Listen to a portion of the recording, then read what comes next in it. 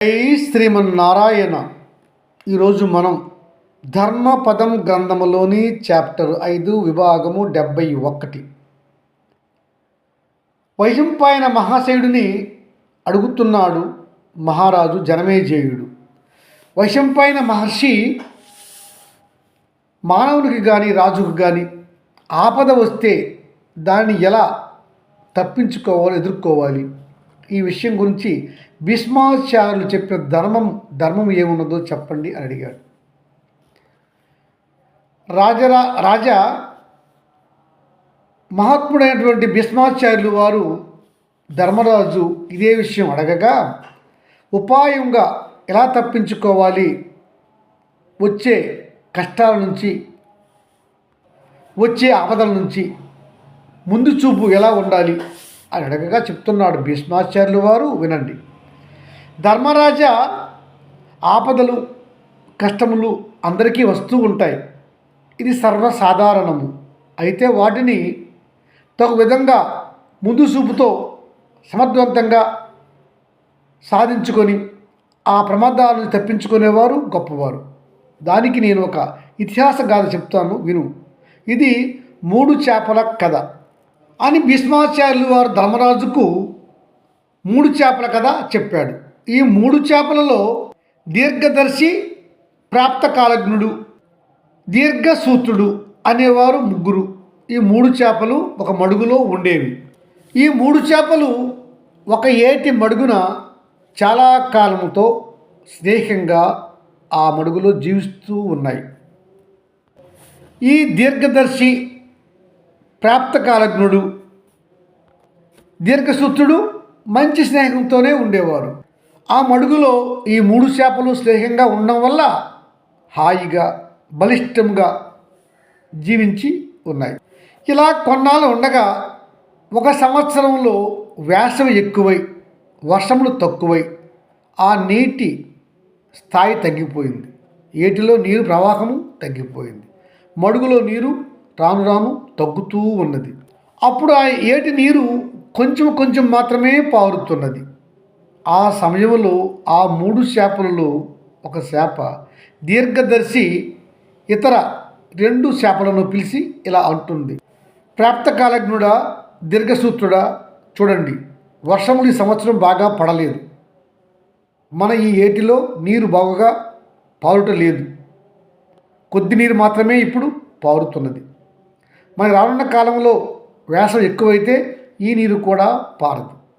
కనుక మనల్ని చేపలు పట్టే బెస్తవారు తప్పక పట్టుకుంటారు. మనకు ఆ ప్రమాదం పొంచి ఉన్నది. గనుక మనం ఇప్పుడే జాగ్రత్త పడి ఈ కొద్దిపాటి నదీ ప్రవాహంలో మనం ఇక్కడి నుంచి బయలుదేరి వెళ్ళిపోయి ఇంకా వేరే పెద్ద మడుగును మనం ఆశ్రయించాలి. ఇదే మనకు ఉత్తమం. అంతేగాని మనం ఇక్కడే ఉంటే కొన్నాళ్ళకి నీరు ప్రవాహం ఆగిపోతుంది. ఇంకా మనం అప్పుడు వెళ్ళాలనుకున్నా కూడా ఇంకో మడుగుకు వెళ్ళలేము. నీటి ప్రవాహం లేకపోతే వెళ్ళలేము కదా. కనుక మన ప్రాణాలను కాపాడుకోవాలంటే ఇదే మంచి తరుణం. ఇలా దీర్ఘదర్శి చెప్పగా వెంటనే ప్రాప్తకాలజ్ఞుడు అనే చేప అంటుంది, మిత్రమా, ఇప్పుడే తొందర ఎందుకు? మనకి ఎండ ఎక్కువై వేసవి ఎక్కువై వర్షాలు పడకపోతే అప్పుడు ఏం చేయాలో, ఎలా నిర్ణయించుకోవాలో అప్పుడు ఆలోచించుకోవచ్చులే. ఇప్పుడే ఎందుకు తొందర? మనకి అంత తొందర మనకు అక్కర్లేదు అని చెప్పాడు ఆ చేప.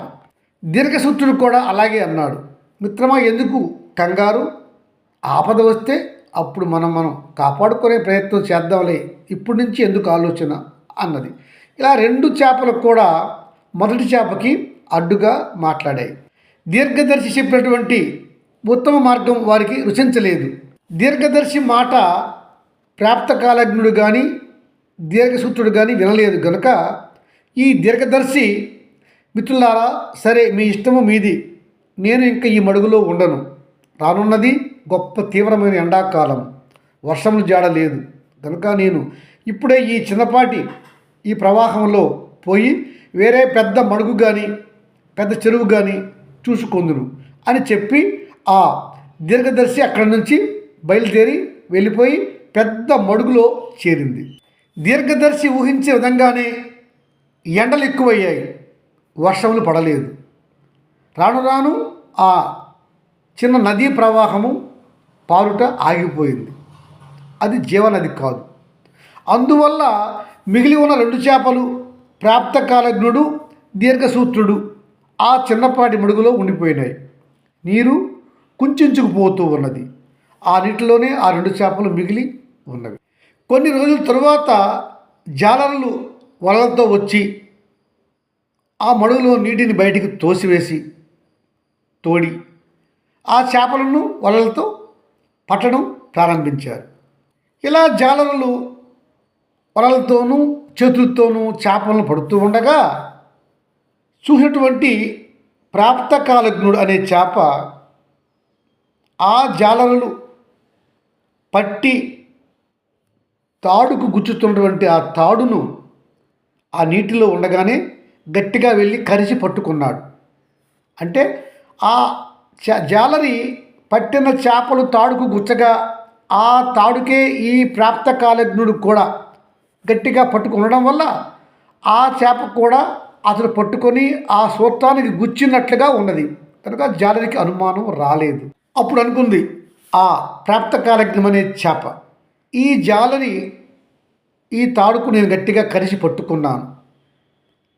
ఈతడు ఈ బురదతో ఉన్న ఇన్ని చేపలతో పాటుగా నన్ను కూడా మంచినీటి మడుగులో కడుగుతాడు. అక్కడ నేను ఈ జాలరి తాడును కరిచిపట్టి ఉండకుండా విడిచిపెట్టి ఆ నీటిలో నేను దిగిపోతాను.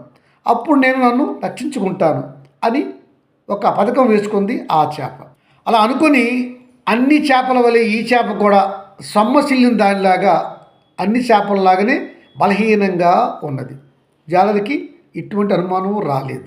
ఈ ప్రాప్తకాలజ్ఞుడు అనుకున్న విధముగానే ఆ జాలరి తాను పట్టుకున్న చేపలన్నింటినీ కూడా ఆ సూత్రంలో గుచ్చి ఆ బరువుతో తీసుకుని వెళ్ళి ఒక మంచినీటి మడుగులో ఆ చేపలన్నింటినీ ముంచి అటు ఇటు తిప్పి కడిగాడు.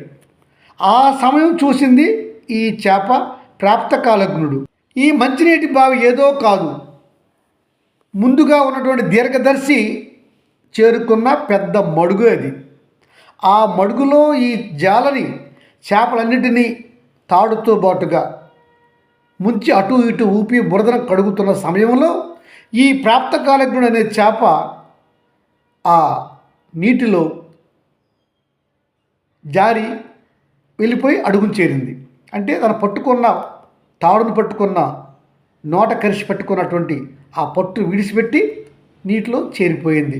తన మిత్రుడైనటువంటి దీర్ఘదర్శిని వెళ్ళి చూసింది. ఆపద రానున్నది అని చెప్పాడు దీర్ఘదర్శి. తాత్కాలికమైన మంచి పథకం వేసుకున్నాడు ప్రాప్తకాలజ్ఞుడు. కానీ ఎటువంటి బెంగ బెరుకు లేక నిబ్బరంగా ఉన్నాడు దీర్ఘసూత్రుడు. ఈ దీర్ఘసూత్రుడు ఇలా ఉండడం వల్ల ఎటువంటి ఆలోచన పథకము లేకపోవడం వల్ల ఈ చేపలు పట్టే జాలరికి చేతికి చిక్కాడు. అతడు ఆ చేపను తన సూత్రానికి గట్టిగా గుచ్చి తీసుకొని పోయాడు. అప్పుడు దీర్ఘసూత్రుడు బాధపడుతున్నాడు. అయ్యో, నాకు మిత్రులు చెప్పినటువంటి ముందు చూపు లేకపోయింది, వారి మాట నేను వినలేదు, ఆలోచన చేయకుండా ఉన్నాను, మూర్ఖంగా ఉండడం వల్ల నాకేనాడు ప్రాణాపాయ స్థితి వచ్చింది కదా అంటూ ఆ జాలరి తాడుతో గుచ్చబడి ప్రాణాలు పోగొట్టుకున్నది ఆ చేప దీర్ఘసూత్రుడు. కనుక ఆలోచన ముందు చూపు లేకపోతే వచ్చే బాధల గురించి ఆలోచించాలి మనం. కనుక ధర్మరాజా, ఆపదలు అనేవి అందరికీ వస్తాయి, కాకపోతే కొంచెం ముందు వెనుక. గనుక ఆపదలు వస్తాయి గనుక ఆలోచన ముందుగుండా చేసి తగు జాగ్రత్తలు తీసుకునేవాడు దీర్ఘదర్శి వలె సుఖపడతాడు. కనీసం ఆపదలు వచ్చినప్పుడైనా తాత్కాలికమైన మంచి పథకములు ఆలోచనలు చేసి ఆపదల నుంచి తప్పించుకున్న వారు ప్రాప్తకాలజ్ఞుడు అనే చేప వలె సుఖపడతాడు. అంతేగాని దీర్ఘసూత్రుడు వలె ఆపదలు వస్తాయని ఎవరైనా చెప్పినా, తప్పించుకునే విధం చెప్పినా వినకుండా ఆపదలు రావులే అనుకొని మూర్ఖంగా ఉండేవాళ్ళు ఆపదలలో చిక్కుకొని నష్టపోతారు. దీనికి ఉదాహరణ దీర్ఘసూత్రుడు అని చెప్పుకొచ్చాడు భీష్ముల వారు ధర్మరాజుకు. గనుక ధర్మరాజా దీర్ఘదర్శి వలె ముందు చూపుతో ప్రణాళికలు వేసుకొని తగు నిర్ణయాలు తీసుకుంటే వచ్చే ఆపదల నుంచి రాజు తప్పించుకురవచ్చును. లేదా కనీసము ప్రాప్తకాలికుడు అనేది చెప్పవలే అయినా సరే తాత్కాలికమైన మంచి పథకాలు ఆలోచనలు చేయాలి. అంతేగాని ఎటువంటి ఆలోచనలు చేయకుండా మూర్ఖంగా దీర్ఘసూత్రుడు అనేది చెప్పవలే ఉంటే ఆపదలు వస్తాయి, అతడు నష్టపోతాడు. ఆ రాజు పరిపరి విధాలుగా బాధపడినా కూడా అప్పుడు ఏమీ చేసుకోలేడు. కనుక ముందుగుండా రాబోయే ఆపదలను ఆలోచన చేసి తగు విధంగా పథకం రచించుకుంటా రాజుకు ఒక బాధ్యత అని చెప్పుకొచ్చాడు భీష్మాచార్యుల వారు ఈ 3 చేపల కథను ధర్మరాజుకు. జై శ్రీమన్నారాయణ.